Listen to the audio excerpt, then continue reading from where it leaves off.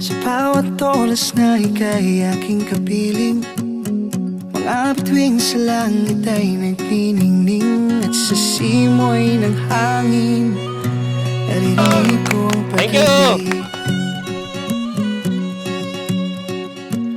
Sinulat ang tulang gawa sa aking Actually, wala akong niready na wedding vows. Nanood lang ako sa YouTube. ibig ng aking damdamin, o ang aking damdamin. Thank you hindi ka nagpa-proxy. At dahan-dahan tayong lilipad, ibubulong. Lahat ng ito, gusto kong maging parang natural lang ang lahat. Simula una, pinlano ko yon. Ang mga mali-maling entrance, ako nagplano nun. Basta't merong ikaw at ako, isisigaw ko sa iba ang aking nadarama. Para sa'yo aking sinta, lahat ng bagay ay ating magagawa. Ibubulong ko sa iyo,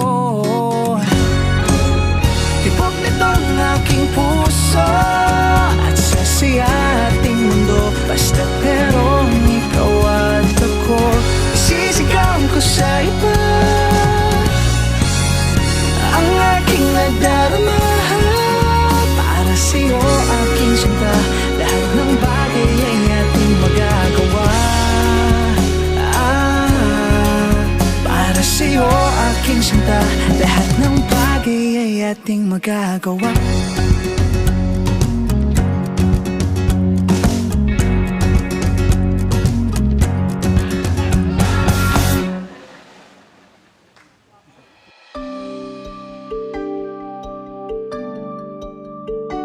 Glory to God, dahil yung weather nakisama sa atin.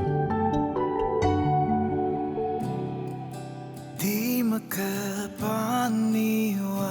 Hindi naging madali yung simula ng relationship natin. Parang mahal kita, mahal mo ako, ganun lang. Pero siguro yung plan ni Lord na baka ikaw yung makakasabay sa personality ko, or baka ikaw yung makakaintindi ng ugali ko, or baka ikaw yung makakapagbigay sa akin ng mahabang pasensya. Pero hindi pala ganon. Iba talaga pag Lord ang nagplano. Ay langit, nandito ka na, hindi na ako mag-iisa. Ikaw pala yung makakasama ko every Sunday sa church. Ikaw yung makakasama ko sa mga titers night, sa couples night, at saka sa mga pagtulong natin na ginagawa natin sa mga kagrupo natin. Ikaw pala yun. Tingin mo lang, alam ko nang ikaw na nga. Pangalawa, nais kong i-congratulate ka sa pagpili mo sa akin. So, ngayon pa lang, binabati kita. Hindi mo pa rin inipan, naniwala ka, nanatili ka.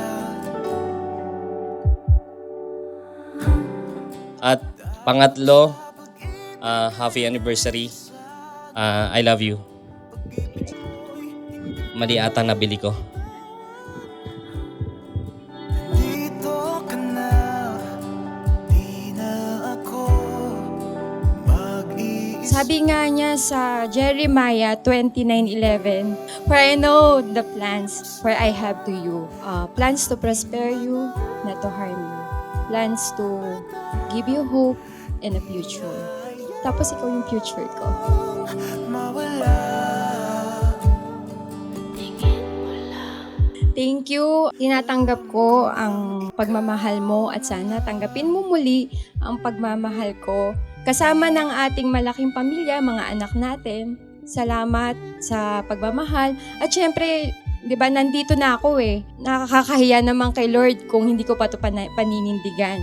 Ang maging mabuting asawa sa'yo. Thank you and I love you. Happy anniversary.